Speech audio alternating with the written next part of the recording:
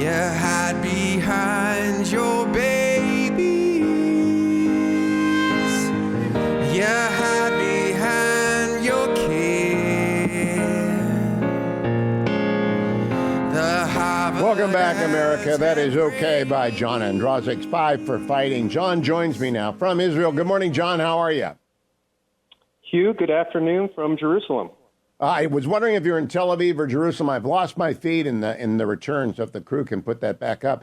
John, tell us about your trip. And you've certainly landed in Israel at a very tense time. Tell us how it feels and where you're going. Yeah, well, I had a 6-day break from my tour, and a couple of weeks ago, some folks in Israel, where the song you just played, has been resonating, asked me to come over, and I was happy to do it. And so we arrived a couple of days ago. Yesterday, I spent some time with the injured soldiers, many of the amputees, playing, talking, singing songs. Then probably the hardest thing I've ever had to do, Hugh, I spent some time with the hostage families' two fathers and heard their stories and sat with them. Then last night I actually played in Hostage Square. I played "Okay," a song for some of the hostage family members and many of the kind of folks who are organizing to support the hostages. And then today we're here in Jerusalem and kind of doing a lot of tour with some of the folks, to see the history and again, kind of just show everybody here in Israel that they're not alone and that there are some Americans that have their back. And it's been a surreal experience, and I still have, 3 or 4 more days left.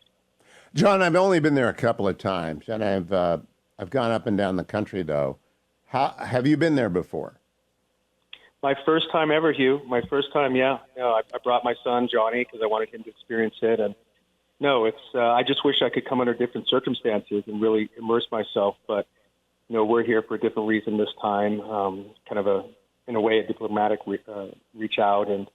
But yeah, it's an amazing country. The people are amazing. The fortitude, you see, 18-year-old girls walking around in full uniforms and armed. It's just different than our world. And you hear about it, but until you come here and you see it, and you feel the fortitude of the Israeli people, even in this terrible time, they can find joy. And like last night, I was walking through Tel Aviv after I performed to the hotel, and we wanted to get something to eat. And we walked 2 miles and couldn't find a place because everything was packed. Everybody was outside, talking, being with each other. So it's been an education on so many levels. Who are you going to spend Shabbat with? Do you have any idea yet? Yes, I'm with some amazing people. A woman named Aviva Klampus, who's been a warrior on social media, just trying to educate the world against all the misinformation that we've been hearing. David Azulay, who's one of the biggest promoters of Israeli acts, and some friends that I've met. I've met a lot of folks online, and I feel like I know them. And actually, I'm having Shabbat with one of my Ukraine counterparts, who we're trying to do this global, real the world type version of OK. She happens to be here in Israel. She's handling the Ukraine part. So there'll be some Ukrainians, there'll be some Israelis, there'll be some Americans, and we'll certainly be grateful for what we have. I'm going to come back to the specifics of your trip, John, but I do want to compliment you on calling out the music industry, which has been largely silent on the atrocities of 10/7 and the war of survival, the just war that Israel is fighting. Why is that, do you think? I've been asked that question probably 100 times in the last 48 hours, because Israelis are certainly grateful that I'm here, and the question is, where's everybody else? And I have no good answer for them, Hugh. It's a historical shame, and I'm embarrassed. I'm ashamed of my industry. Of course, you remember the concert for New York, where I was honored to play a little bit, and every living icon, music icon, was in New York at Madison Square Garden, singing for America, singing for the heroes that ran into those buildings, providing solace for America and the Western world. And it's crickets. It's nothing. And many of them are, frankly, Jewish artists. It makes me very angry. It makes me disgusted. It's one reason we're here. If everybody stood up for the right thing, we wouldn't even be having this conversation. I probably wouldn't be in Israel. But it is a historic shame And I'm trying to do some things to address that, but there's no good answer, Hugh. It's well, John, let's explore that. What are they afraid of? I do this show 3 hours a day, 5 days a week, all over the country. Almost Right. every center-right person is very vocal in their support of Israel. Those that are not end up getting drummed out of the center-right movement and the conservative movement. What are musicians afraid of? Well, you talk to some. I think, some feel for their personal safety, and some feel for their family's personal safety. Some feel that their concerts will be protested. And look, I'll be honest with you. When Israel shared my video, and even now when they're sharing pictures of me here, I get a very small sense of what it's like to be Jewish. I get the threats. I get the vitriol. So I get it. They're scared. But this is what I say to them. I say, those are the exact same arguments people in your position used in 1938. Everybody was silent. And look what happened then. You can see it happening now. I think some of them, their agents are telling them you can't say anything. And frankly, Hugh, tragically, I think some have fallen under the kind of woke oppressor versus oppressee cult mind virus. And they in their minds, find some moral equivalency between Hamas and Israel. And frankly, when our Secretary of State, Mr. Blinken, comes out and says if Israel doesn't change their ways, they may be indistinguishable from Hamas, that doesn't help because it gives them a talking point. When you have the UN, basically a Hamas, sycophant, that doesn't help because it gives people, well, look at the UN. Look at, President Biden hasn't mentioned the name of one of our hostages in months. So it's not just the music industry. It's our whole culture. And people in Israel are heartbroken. I'm telling you, they feel abandoned. They feel betrayed. And they think the world's gone crazy because it has. Well, I wanted you to articulate it rather than put words in your mouth. I do think some of the artists are afraid, which goes to the bigger issue that Jewish Americans are afraid. For the first time in my lifetime, I'm 68, Jewish Americans have never been afraid of being, there have been anti-Semitic attacks. Obviously, the Tree of Life synagogue mass shooting, there was a guy who went up to the center in L.A. and attacked it, and there have been a few anti-Semitic acts, just like there have been a few anti-Muslim acts. But I mean, the fear among American Jews is widespread. So I sort of understand those who don't want the static at their events. I think it's cowardly. Those people are coward. But the people who are physically afraid, who are Jewish themselves, I get that because for the first time in our lives, they're afraid that people are going to spit on them, attack them, hit them, ram their cars into them in America, not just in Israel, but in America. It's insane. I was very naive. I thought with anti-Semitism, there were some coups on the left, coups on the right, but it wasn't entrenched. But how wrong we were. I mean, of course, our college campuses, our media, the House of Representatives, Elizabeth Warren, go down the list. You see that anti-Semitism is rampant, and it's so depressing. But at the same time, Hugh, if every artist came out and said, and they don't have to say, I love Israel. This isn't about Israel and Hamas.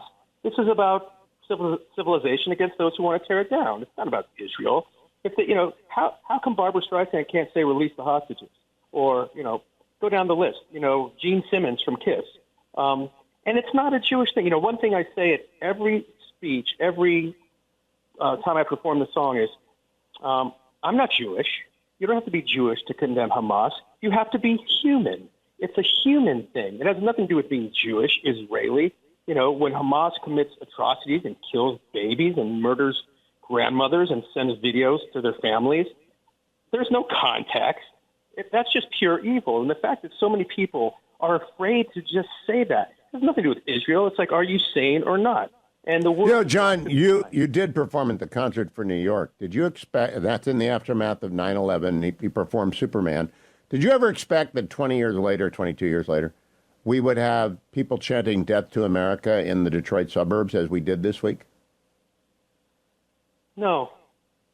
It's frankly, watching, the way our colleges have been teaching this radicalism for decades, I guess we shouldn't be surprised. Seeing how feckless our leadership has been. Hugh, we talked after Afghanistan, and one of our biggest fears was this is just a domino. If you abandon your citizens to the Taliban, who's going to fear you? It's going to enable the bad actors. And it's not just the Putins of the world and Khomeini. it's the people in the United States who have this visceral hatred for not just Jewish people, it's the West. They hate all of us. And the fact that our politicians placate to them, it's insane. I don't understand that the world's gone mad, but, we have to take action. And that's what I'm doing. You have to stand up to the bullies. I'm going to do a college tour when I get back. I'm going to Harvard. I'm going to NYU. I'm going to UCLA. I'm going to Cornell. I'm going to walk through the bullies. And, we're going to sing the song, and we're going to put them on defense. Because at the end of the day, we're in the right. And I think sometimes people just need to be nudged a little bit. And folks like you who have clear conviction, Mark Levin's going to be here this weekend, and there's there's Richie Torres, the Democrat. Yeah, it's not political. Richie Torres is a man of the left. But he's a human rights advocate, as you are, as Mark is, as I hope I am. I got to ask you, when we go to break here, I want to find out what you're doing in Israel. But did you run into Ambassador Orin yesterday? Did you have a chance to catch up with him? I am seeing him tomorrow, Hugh. I can't wait. We've been texting each other, and thank you for that connection. And I'm really excited to, ask him all these questions about Iran and what's going on, and really get kind of the truth from one of the most, smart. Are you going to go up to the northern border? I don't know if you've done the tour of the kibbutzim that were destroyed and attacked by Hamas, but the northern border is an eerie place right now. We're not going because of Iran. Certainly that's one of the places that can be, I'm learning everything about how many seconds you have to get to a shelter. In Tel Aviv, you have 90 seconds where we are now, less. Up in the northern border, you have 10 seconds. So I'm not here for a death wish. We will go to the kibbutzes. We'll go to the Nova site. But yeah, look, I'm on edge. It reminds me of when I was in Ukraine. But just watching the people around me, I'm like, well, they can have a nice day. I'm enjoying the food. I'm enjoying the people. So I'm getting a sense of Israel as well as having this blanket of this war. And here comes the siren, and Iran kind of hanging over our head. I'm going to talk with John Ondrasik during the break unless he has to make a bolt for the shelter, and then I'll bring him back on the other side. Don't go anywhere, America. John Ondrasik live from Jerusalem this morning, or is it Tel Aviv? I think it's Tel Aviv. He's in Tel Aviv, I think. But we'll find out after he's in Jerusalem. We'll talk with him during the break. We'll put that on the podcast, Highly Concentrated Hugh, available at iTunes, so you can hear the whole thing. Don't go anywhere, America. I'm Hugh Hewitt. I am back now with John Ondrasik, who is in Jerusalem. John, I don't know how much of the standard tour you get to do. I don't know if you get to go into the tunnel next to the Temple Mount. I don't know if you get to go on the Temple Mount. I don't know if you get to go to the Dead Sea. You're not going to go to the north.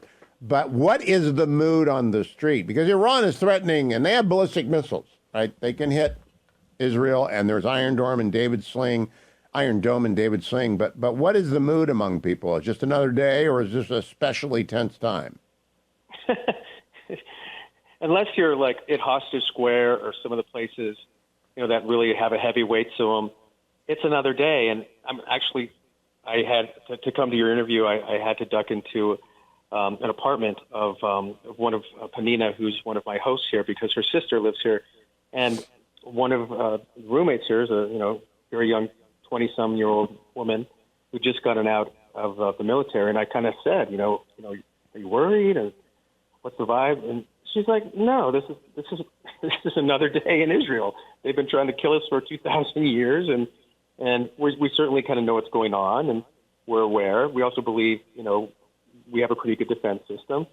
So yeah, they're kind of doing their thing, and you wouldn't really know. I'm certainly not like that. I'm keeping my eye on everything, but yeah, I think they're just used to it, Hugh. I mean, it's like, and they find a way to have joy and do their jobs and get together and be diligent at the same time. It's something I've never seen before, and it's really incredibly inspiring. And I think, as Americans, we can learn a lot from the Israelis.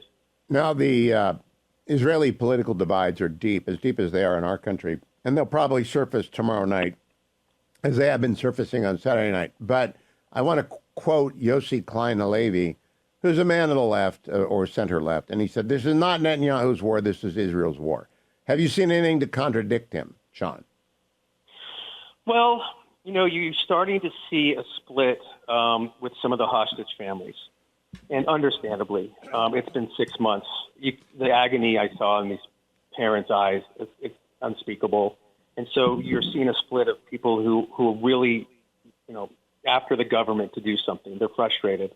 I understand that. And then you kind of see people who are saying, let's hold the course. I think they're frustrated that it's taking so long. So as you know, as wars go on, it gets harder to keep people mobilized, motivated. The splits start to come. So I think you're starting to see that. And of course, I think the lack of support from the world, they're more isolated now than they were.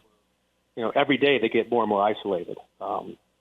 Well, John, I believe that more and more governments turn on them like the Biden administration has, but I don't believe that American public has turned on Israel. I think it's just remarkable how out of touch Blinken and Sullivan and, of course, the president's out of touch with everything, but it's just, I don't think they reflect the world. I wonder if Israelis know that. 30 seconds till we come back from break. I tell them that to you. I tell them that. I tell the hostage families. I tell the crowds. I tell everybody. I say, when I sing this song, which I have been doing the last 3 weeks, people say, thank you for standing up for good. They don't say stand up for Israel, for good. And I said, the American people has your back, even though our government, again, is performing a historical shame. But yeah, it is. Hold on, John. I got to go to break. I'll be right back with John Ondrasik from Jerusalem. Stay tuned.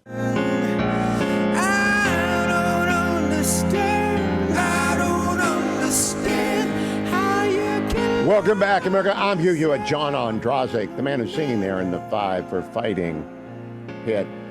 Okay. Is in Jerusalem. He's talking to me.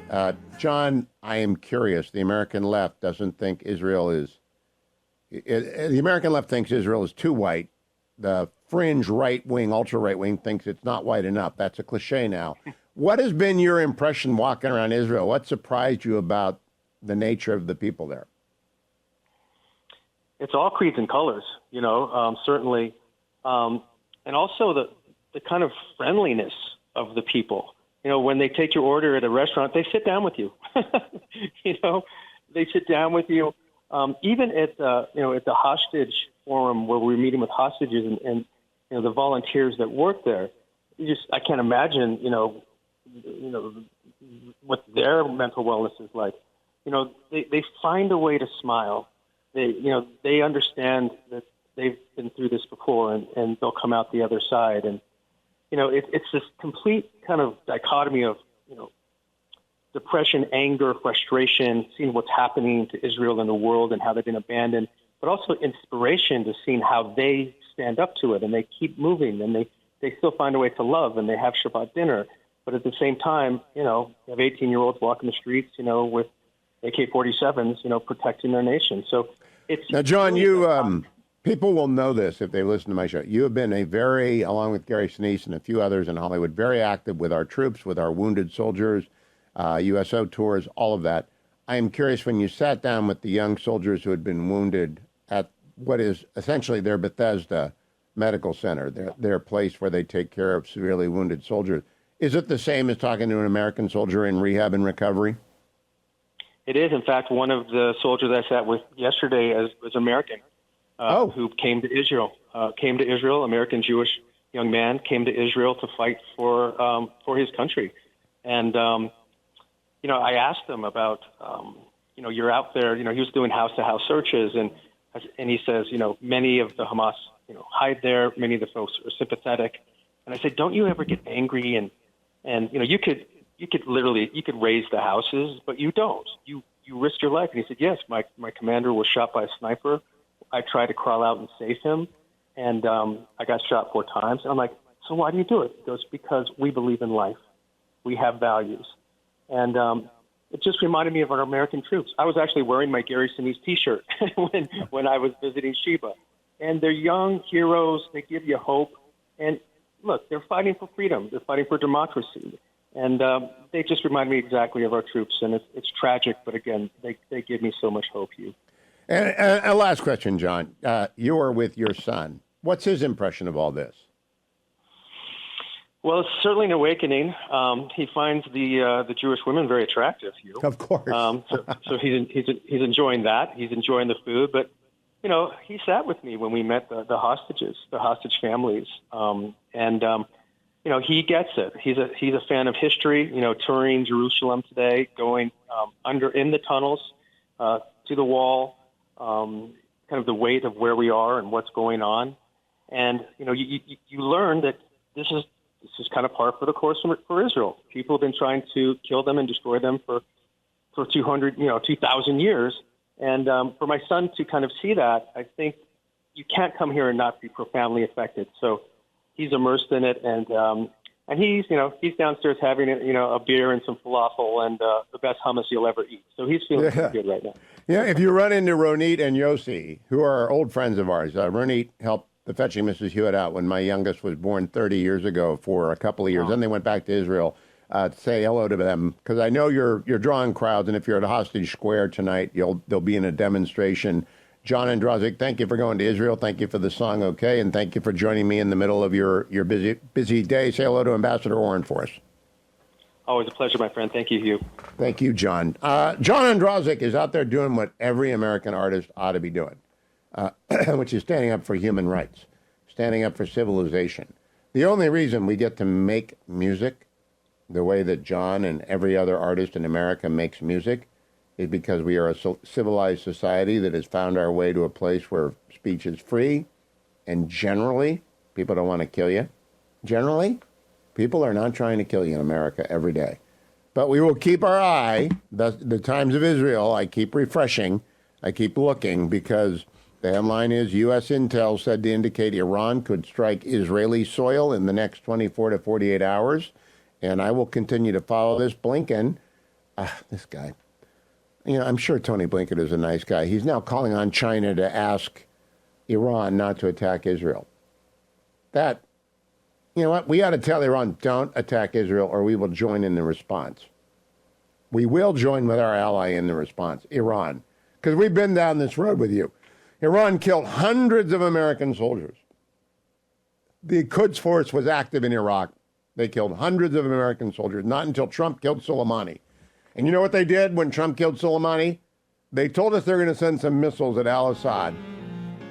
And they did, and everyone got off the base. Some American soldiers were injured, but were not killed. And I'm here to tell you, I'm glad John Ondrasik is standing up for America and its principles, even if the Secretary of State and the President aren't. Stand by America, coming back with Ben Domenech on the Hugh Hewitt Show.